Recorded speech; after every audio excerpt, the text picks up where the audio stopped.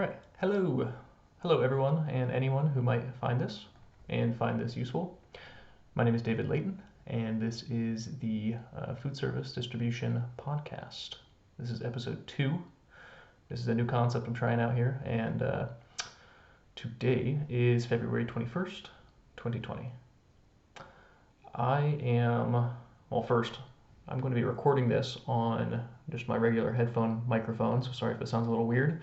My good microphone, the mini USB broke, so I've got it here. I actually have the whole thing taken apart.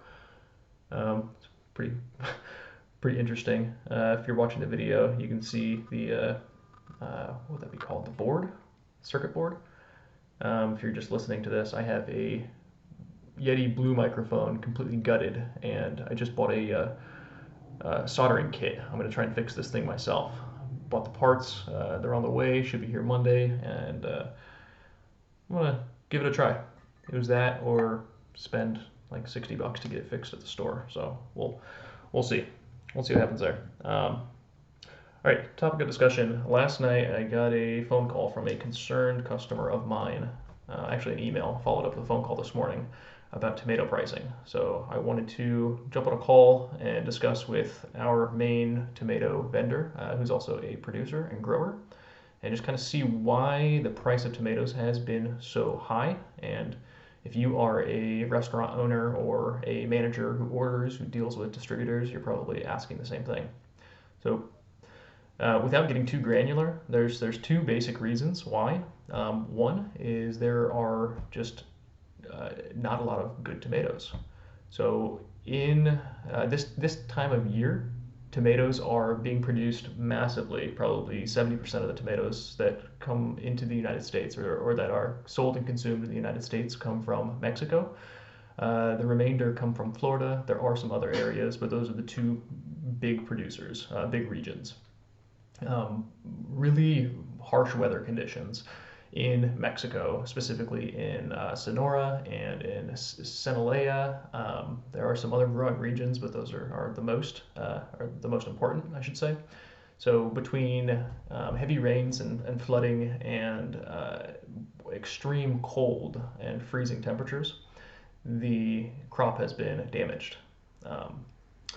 Now, they're usually lean on Florida as the second major producer in the area, but there are three of the main producers, or growers I should say, that actually opted out of growing tomatoes this season and opted into another crop.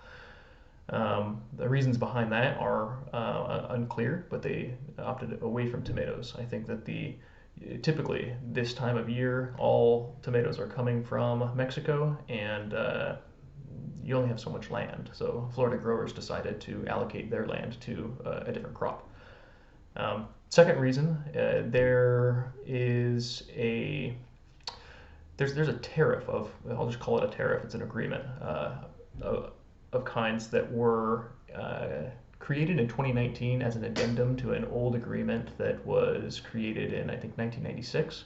But last year we essentially put a 17.5% tariff on products coming into the U.S. I think there has been an agreement reached at that now that it's not so high.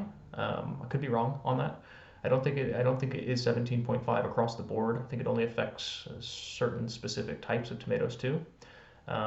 But there are checkpoints, USDA checkpoints now, that it ranges between 60 and 90% of all the product coming in are subject to being checked. And if the product does not reach I think I just got a package from Amazon.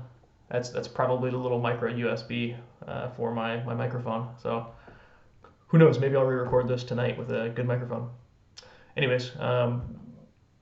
Producers in Mexico that are wanting to import into the United States are now subject to a search, whereas we can decide, we meaning the USDA, United States Department of Agriculture, can decide that if they don't meet the specs, it can be either turned around and returned or disposed of on the spot. And I'm not sure exactly what the requirements are. There is a document that I was forwarded on this the act or the agreement is called the Tomato Suspension Agreement, and that's what has been went into effect in '96. I think it was updated in 2013, and then was updated again this year.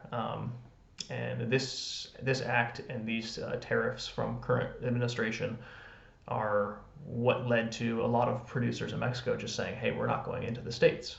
So not as many tomatoes coming up from Mexico. The product has been absolutely demolished.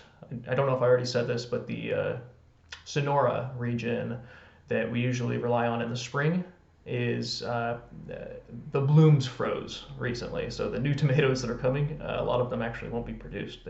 They froze. So that is happening, and then less farmers are deciding in Florida to produce tomatoes. So that's a quick rundown on what's happening in the world of tomatoes. I hope that that is helpful. I hope that somebody finds this useful, and if you are if you work for a distributor, you'll be able to talk more intelligently to what's happening in the market and why those prices are pretty much doubled.